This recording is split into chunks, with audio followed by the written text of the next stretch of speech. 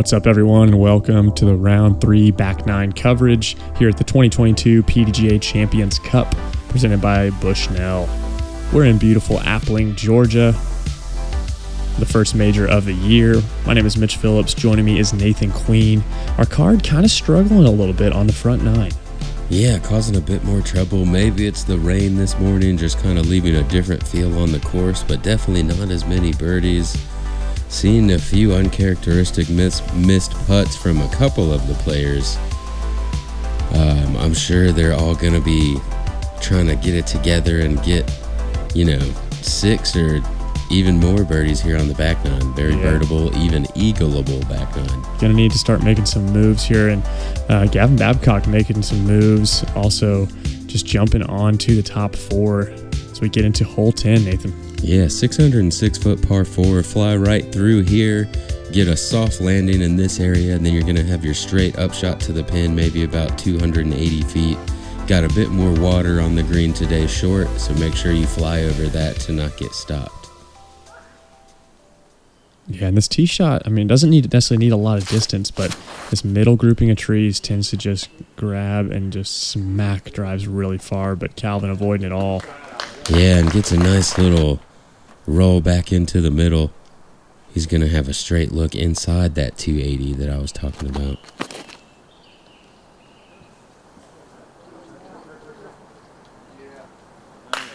Pushes a little deep, but gets a good finish there on the forehand.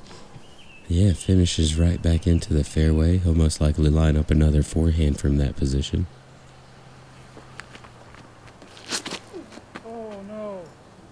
James doesn't like it out of the hand. Oh, what a my. save. Hello, kiss. Nice little tree love back into the middle. He'll be in a great spot now as well. Higher line here from McBeth. Also looking a bit early. Step out with that tiny little sprout in front of him. He got so much snap on that. This has got the power to get there. What a snap through that. Wow, great shot. He's just inside the circle now. Has a couple trees to deal with, but has a birdie look from a very awkward position. That back leg was like karate kick, snap around. That was incredible. As Marwede gets a little bit caught up on that little hill area. Yeah, too much torque on that forehand shot. James pulling this one too. And too much torque on the backhand shot here. Does get a clean look at it, though. He'll be inside circle, too. Calvin going to the fairway driver, just needs to shape this one a little bit. Yeah, and he's pulled this off onto the road over there. He's inside the circle, but has quite a bit of a wall of trees. Gonna have a tough look. Just a little bit too much power. High right there from James, and man, Marwede's having to step out, get some wrist snap. Not enough. And you're right, definitely going to have to navigate a little bit, stand on that muddy road. Oh my gosh. Calvin Heimburg finding a window, committing to it. Such a good putt. Yeah, keeping it going, getting 3 of the last 4 holes now. Putting a solid round together. Paul's still trying to bounce back, needs a birdie. Gets back to even for the round through 10 holes now. He's one off of where he was yesterday. Yeah, and then he just went similar off to where he was yesterday, so definitely has a chance to still get a hot round in there.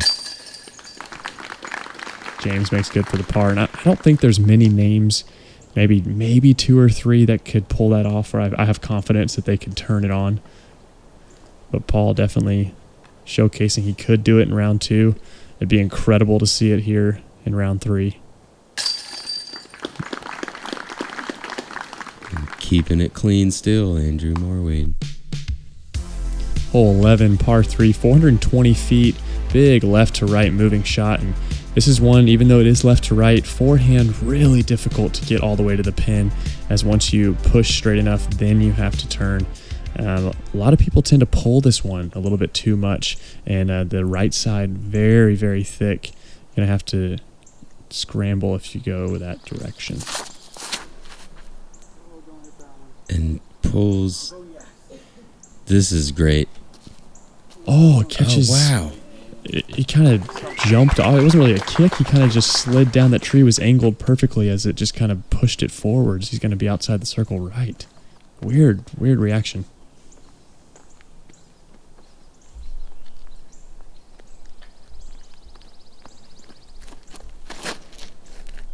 Lower line here from McBeth. Yeah, this is too low. It's straightening out and going towards that next walking path. He's going to be a bit further left than I've seen somebody really get. He may have an open look still to get up and down.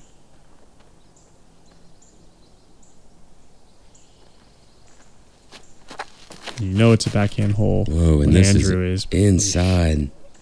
But if it, catches something and falls down in there, he's going to be scramble mode.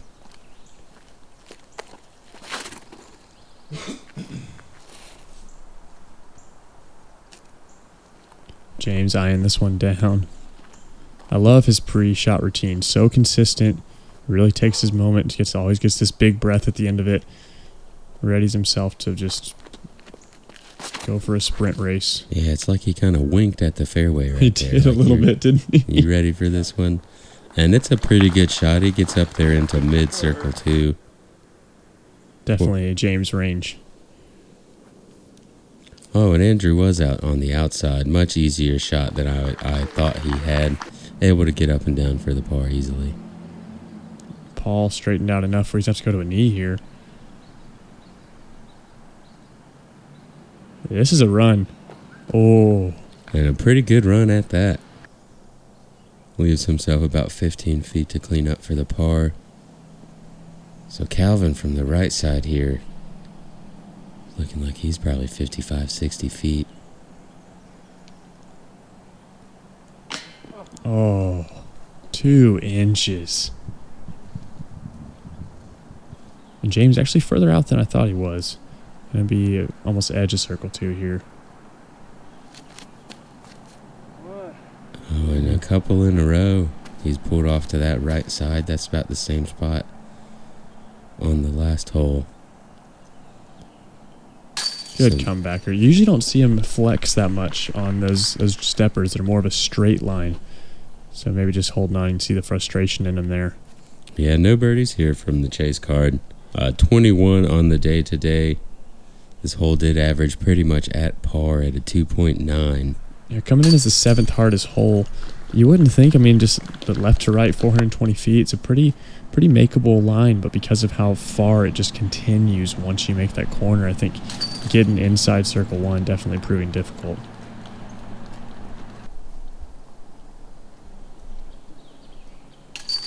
Everyone's going to take a par here on 11.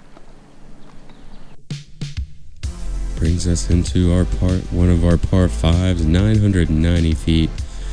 Great hole in my opinion. Your first landing zone is around where those trees were at on the right side. Then you have a choice. If you've gotten far enough, you could push for the eagle look down the left side. The birdie look, you play to the right side and have a short upshot to the pin. Yeah, I would say this hole's definitely in the making. It's close to my Dream 18 when it comes to par 5s. It kind of just has it all. Got good landing zones. You need a full commit drive and then 2 touch shots to walk away. Please let this finish. Yeah. He's going to be in a position to attack that left side if he chooses. This is pulled off to the right for Paul. And I believe that's the same disc he throws on, I think it was at 9, but he just kind of pulled over on it again.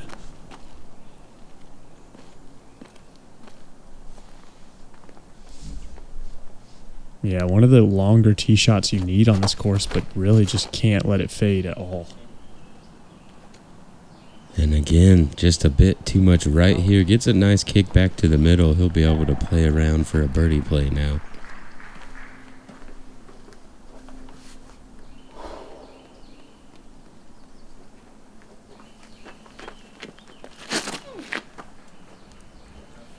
And This is looking more like it. Needs to get some fade quick, though. Oh, it does. Oh, yeah. Yeah, he's up there. He's going to have a choice on what he wants to do as well. Paul having to go to a forehand from the knee. We've seen lots of this weekend. Mm-hmm. I was saying in round one we needed a counter. I don't even know how close it would be. He needs to get farther right. He's kind of in between. He should have a hyzer through the right side.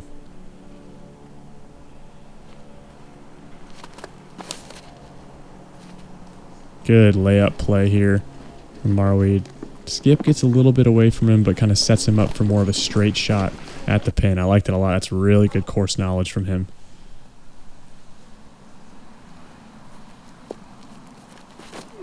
Going aggressive down the left side.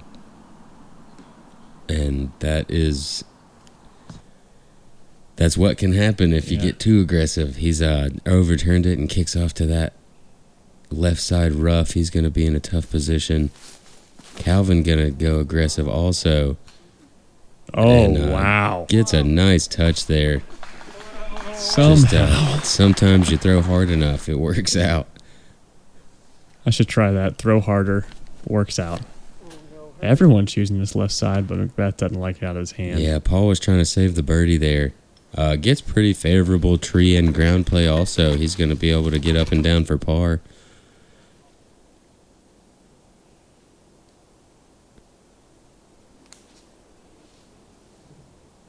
And after Andrew's upshot came up just a bit short. Oh goodness. He almost throws it in with a standstill sidearm, probably about 310 feet. We have seen standstill sidearm clinics so far on this coverage, and that is an unfortunate late kick for McBeth. Yeah, Paul just a little bit off. You just saw that going straight and took that late drift, catches some trees, going to leave him circle's edge instead of a tap-in for par. Not what you want. Calvin's got this long eagle look. And he wants it. Ooh. Yeah, he gets so much speed on those. Just more keeps on going a bit further than you think. Oh, no. And that's been a trend this round. It's a trend you don't see often from McBeth.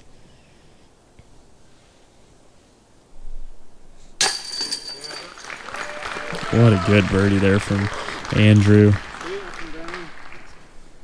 Yeah, gets to 4 down on the round, keeping it clean still.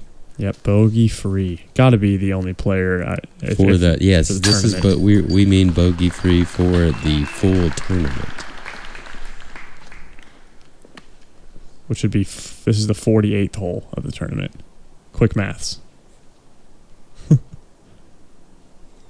Calvin looking for the birdie to go 5 down for the round. Yeah. I thought Marwede was almost going to ring that one up. You'll hear some players talk about it, of chasing down the Golden Bushnell Trophy. The longest throw into the tournament takes home a Golden Bushnell rangefinder.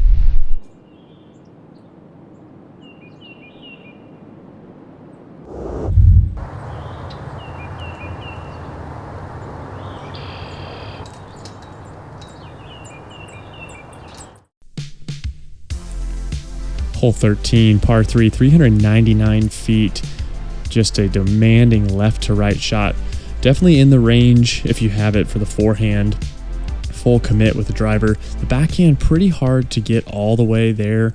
You're going to need a late turn, and fading out is very, very common, and it's pretty thick on that left side if you do. Calvin has absolutely nailed this 2 rounds in a row. Yeah, and that one was a bit inside, but gets past those late trees. He'll be inside the circle. Andrew pushed this one a little bit too straight yesterday. Yeah. See if he can make the correction. This is one of his ideal shots, and this looks good. Oh, that's an unfortunate route right there. That was going to skip forward a good 30, 40 feet.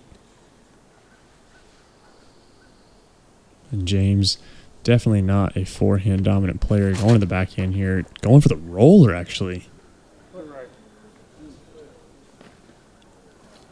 I have not seen that play yet. Yeah, but like you said, it's tough to get the backhand air shot around that corner into the pin. So he's trying something different. Doesn't quite work this time, but the left side is more open than the right. He may be able to get up and down. Paul, however, is on this right side, going to have more trouble. Oh, wow.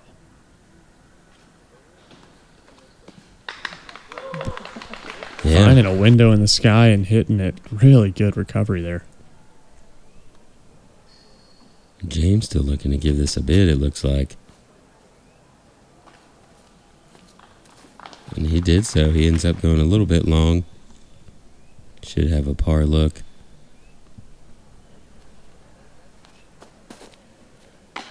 Oh, perfect height. Just a couple inches to the right.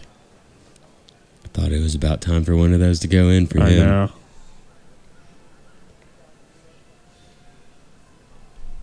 This is one of the louder greens on the course. You see the kind of fly mart area as Calvin picks up another birdie. Fly mart area, you've got a little music going on in the background. And Calvin 3 for 3 on hole 13 so far in the tournament. There's the good putt there from McBeth. Still sitting over par. Yeah, and Calvin making a move to 6 down now. We spoke about making that turn right here. You've got about 5 holes left. Come up and see the clubhouse and all the fans standing around. And I feel like those last 5 holes almost have a different identity. Like this course kind of feel like it breaks into thirds where you have a little bit more open fairways. It gets really tight, and then now you have distance and the combination of these small fairways. We get into 14, par 5, 837 feet. One of the easiest, if not the easiest holes in the course this weekend, just being that it is very simple to eagle. If you get 2 great shots, that flex forehand, maybe even a roller on the backhand second shot, but the difficulty being you got to make this gap. There's usually a backup, so maybe you get a little bit cold. Let's see how Calvin can do this, and he does it. Big drive. Yeah, that's a great drive. He's probably pushed a little farther than he would like to hit that inside gap he's hit in the previous rounds. Be interesting to see what he decides to do from there. And like you were saying, there were more eagles today than we've seen the first 2 rounds. This is where Andrew was yesterday as well. Just not enough commit.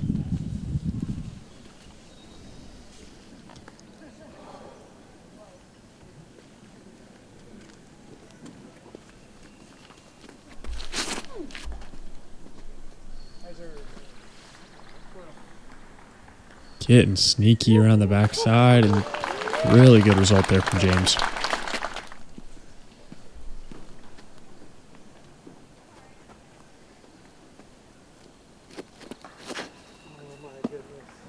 And this is looking to join Andrew over there in the deep woods. They're going to be scrambling to try to save their pars now. Oh, he's going down one's fairway.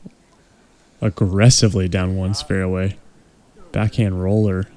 Not sure if that stopped or if it's continuing. Oh, there it is. He's wow. Over on the right side of one's fairway. Probably not in a good spot. He's going to have to do some more tricky stuff from there.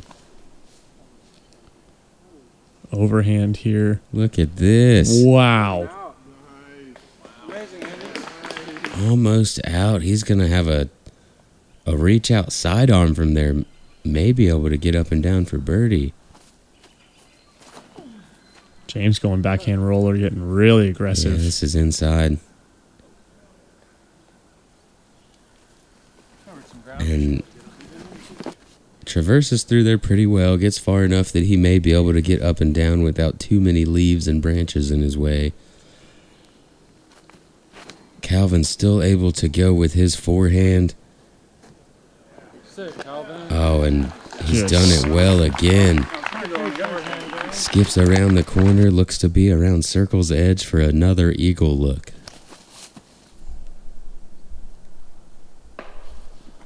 Catching just at the end of the flight there. Marwede trying to get it close. And now you have McBeth is on the course, but not sure where.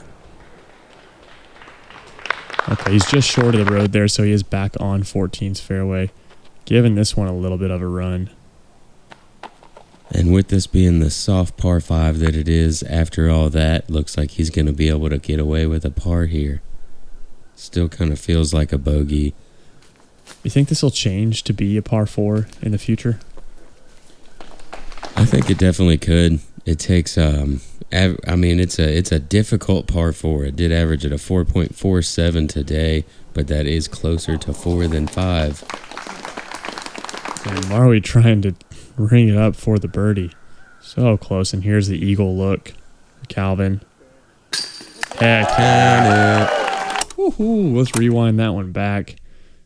Straddle gets that high, and it just continues so well. Dead center on the pole. Takes him to 8 under through 14.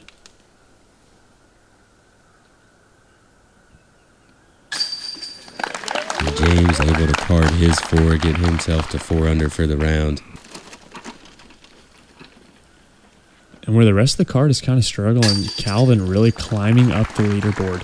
At this point in the round, the lead card was just right behind us, and they kind of playing similar to this card, but just kind of downward direction, and Calvin definitely heading upwards.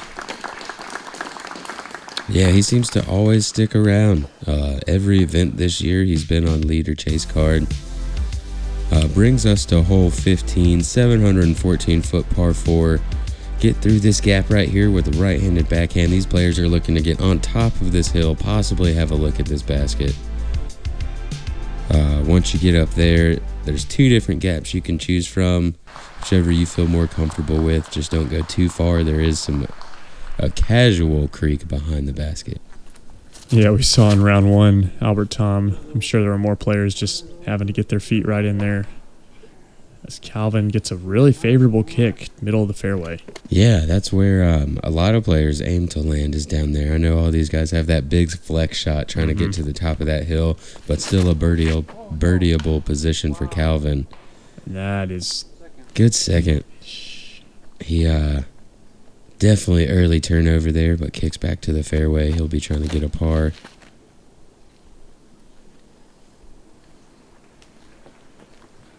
And tough position down there in that creek. You don't get much momentum going. Hard to really reach the basket. You know, we've seen so far, Andrew doesn't really need it. He has so much torque coming out of that standstill, but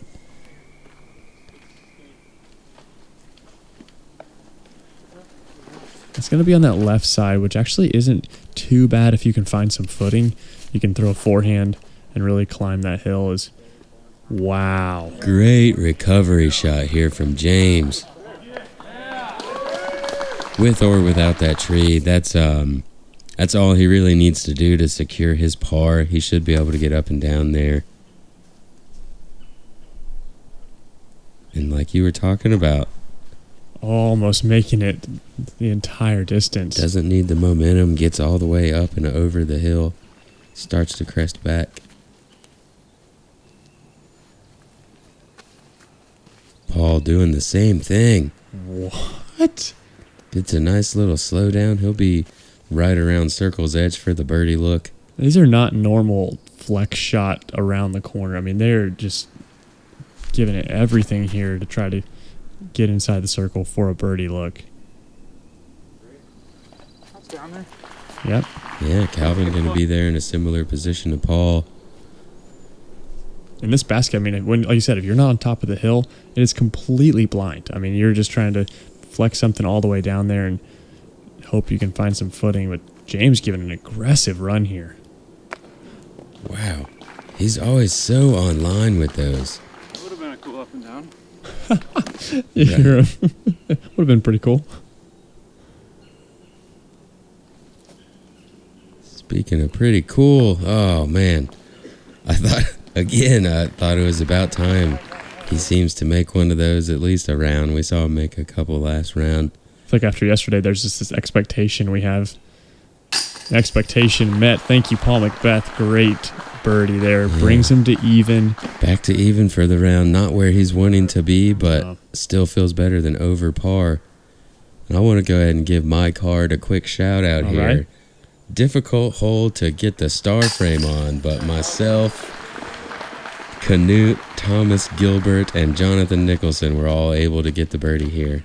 That's incredible. That's got to be probably one of the only star frames.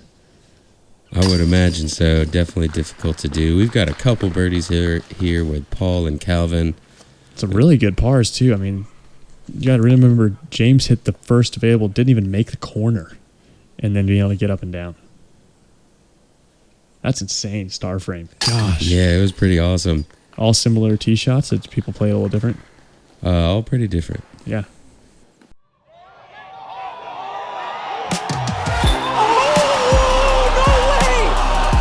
The crowd was so spectacular today. Just the energy from you all was just amazing.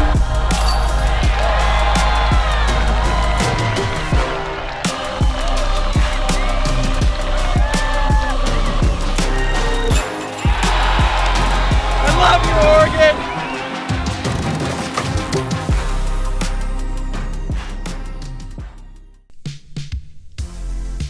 Heading into hole 16, par 3, 297 feet. The only hole on the course under 300. Left to right moving shot, quite a bit uphill. A lot of players going to go down to a mid-range, maybe even an overstaple putter, just try to be able to torque over on it and not let it burn over. This is a pretty fast green. There is OB lining the whole entire right side, but it's pretty rare to skip that far. But yeah, really just needing to commit to an angle with a torque-resistant disc. Yeah, we've seen lots of overstable putters and overstable mid-ranges, just like that, floating to inside the circle. Yeah, and I like this hole a lot. I mean, compared to a lot of the other turnover shots in this one, it's not something flippy. It's something almost overstable on a committed angle. And not quite that committed angle here. Does get around that tree. He's going to be in circle 2. Bit of a scary putt. He does have that hyzer angle towards the OB. Yeah. If he was to not connect. And unlike most greens on this course, there's not a lot of pine straw here. It's mostly dirt. It's pretty fast. If you miss, it tends to want to get up and roll. James going to the putter. Yeah, this looks great. Oh, hits the... Oh, my gosh. I did not know he did that. And takes a pretty nice reaction off of it. Let's watch his form here. We saw in the front 9, big Anheuser. Let's see how he takes this. Yeah, gets that head really committed, following his elbow all the way across his body. Such a good shot. And he said after that on the card, like, man, told myself I would love to ace this one. Really fits this shot. Just a bit low there. Or else he would have. This is the forehand line. Should get a nice little check up here on that uphill. Yeah. Let's watch that also. Take notes here. Andrew Marwede, one of the best forehands in the game. Got the little crow hop. Notice it where his wrist finishes there. He's got that hand up. The what's this thing called in your arm? Your forehand straight up in the air, not able to roll his wrist very often, commits to it. Paul catching a tree along the way on his putt. Ends up about 25 coming back for the par now. Yep, makes good. And my brain is working now. Your forearm, and hence the forehand, being able to not roll the wrist. That's such a good one. Yeah, and pretty much, this is the third easiest hole on the course. 2.51, 60 players able to card the birdie. So as you would expect here, three of the 4 are going to get it. I really like this 100 player count in the field. It's very nice for stats, just nice and even. Tap ins there. 3 of the players getting it, like you said. Yeah, so after one of the easier holes on the course, we'll go to the second most difficult, averaging it at 3.98, 588 foot par 4, land about right here, a little bit shorter on that hill, and you'll have the best chance to get up and down for the birdie, but it is a very tight tee shot, takes a specific shape. It's like you took hole 5 and just made it go uphill. So difficult.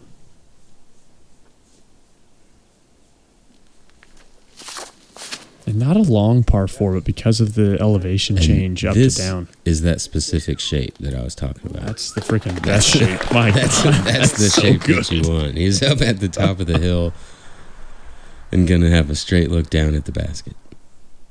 Incredible shot from Calvin. James looking to match. That just came out Keep nose going. up. Oh, came back. All right. In the fairway. He's going to have an opportunity to get up to the top of the hill. If you go far enough right, there is a gap also. That's why I said keep going. And there's some players I've heard that straight up take that gap. You line yourself up and just throw a little soft hyzer. And to hear snap from a forehand, I don't know how you pull that off. But he's in the fairway now. Paul throwing a great shot out there, catching that late tree, but that puts him in a good spot. He'll have a bit of an awkward stance, I think. James going to the disc he usually uses as a roller, really needing this to turn. Big flip, gets up to the top of the hill. That fade out may give him a few more trees to deal with, but he's going to be happy to be at the top of the hill looking at a par. Yeah, great recovery there from James.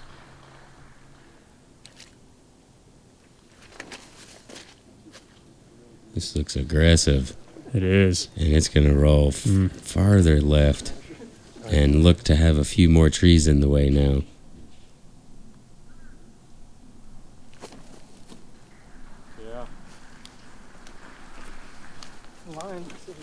Yeah, after a great drive, an even better upshot.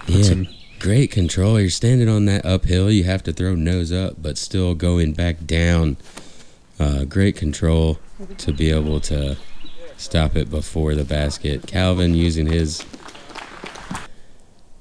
Those are two of the best drives and best upshots I feel like you're going to see all weekend, making it look easy. Yeah, and Andrew able to sneak through there, going to get up and down for his par look. James now from a bit closer, just sneaks past that skinny little last tree. We're going to have a couple birdies and a couple pars. Yeah, Chase Card playing this one extremely well. Yeah, Paul finally back to under par for the round now. Yeah, just 26 players able to get the birdie on here. Again, the second hardest on the course. Great scramble there to get the par from Andrew.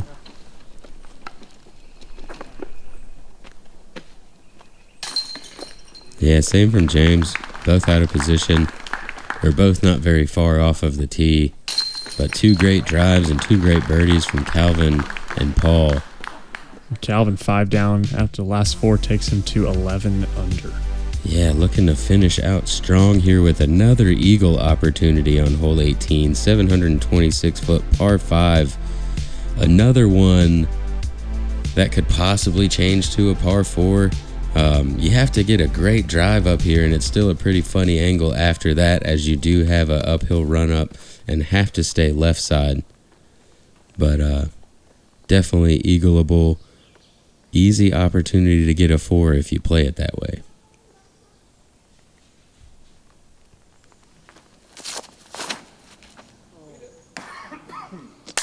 And this is going to be OB. Short of that creek. And we actually had a pretty big backup on this one. Really the first backup we had the entire round. When we walked up, there was an entire card that hadn't thrown yet. So tough to throw this as a finishing hole. I mean, you've played such a demanding course the entire time. Oh, and no. McBeth as well. Paul's done it too. Both of them have thrown and hit the same tree. Stayed short of that creek. They'll be throwing 3 from the drop zone down there. Yeah, like I was saying, it's just so demanding to on this last hole to throw such a committed, hard drive. A lot can go wrong. It's going to be even more tense tomorrow on the final day. And after watching 2 go OB, James makes a great connection with this one. Yeah, needs this to finish left. He may have a little gap to go for to try to be aggressive, but most likely going to be playing for the birdie rather than the eagle now. Yeah. Sounds funny to say playing for the birdie, but just one of those ones you feel like you could eagle, and 3 of the 4 players have thrown OB here. That's not what you see from Chase Card. Yeah, it's a pretty favorable drop zone, though, if you can hyzer flip. And Calvin Heimburg definitely hyzer flipping. This is huge. Wow. Oh, catching the last tree. That would have carried almost into circle 2, I feel like. What in the world? Like, and it's so, and you're definitely way more uphill from this tee pad as well. You're not like kind of throwing at it. You can see from this camera angle. Yeah, here. this is still 500 plus feet. And that's just Paul gonna be out of position, throwing 4. Andrew needing to get a great shot off here to try to keep his bogey-free tournament going. love the difference going to the forehand here compared to Calvin. Yeah, and that's a good shot. He's lined himself up straight to the pin. Yeah, McBeth, just difficulty continues. Yeah, I'm not really sure I see that par working here. He does get a good shot off, but it was still a bit inside. And now he's going to be pinched off again, throwing around that corner. And James, after leaking a little bit right, going down to the ground, just move right. Yeah, great shot. Such an valued commitment to that nose up turnover. And needs this to go.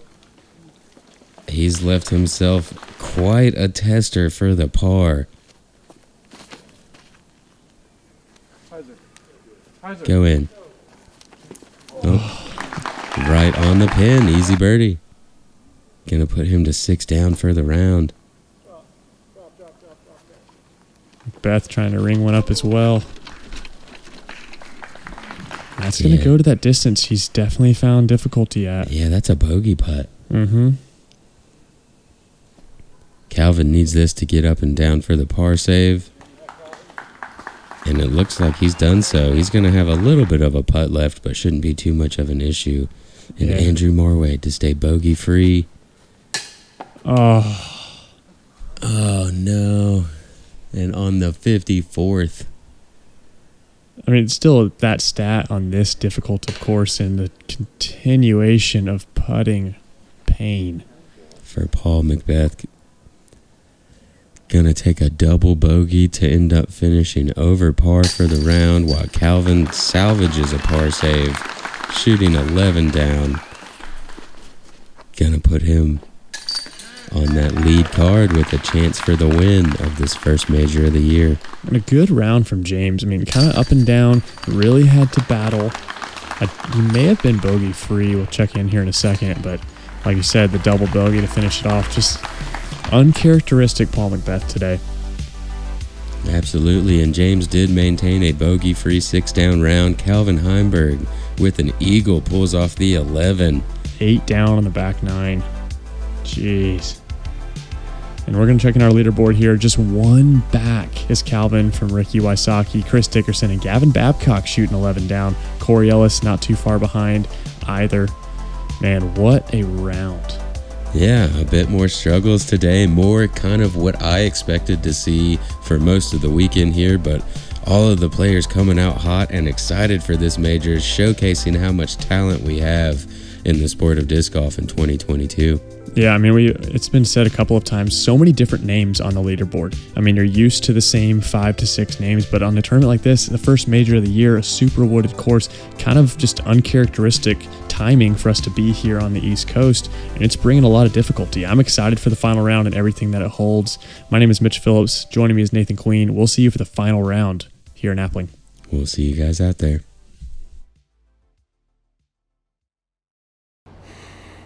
Hey disc golf fans, thanks for watching some great Disc Golf Pro Tour action on Gatekeeper Media. Coming up, we've got live coverage on the Disc Golf Pro Tour YouTube channel of the final round action. Watching this later? Check out the Disc Golf Network at discgolfnetwork.com to see what's up live next. And thanks for watching Gatekeeper Media.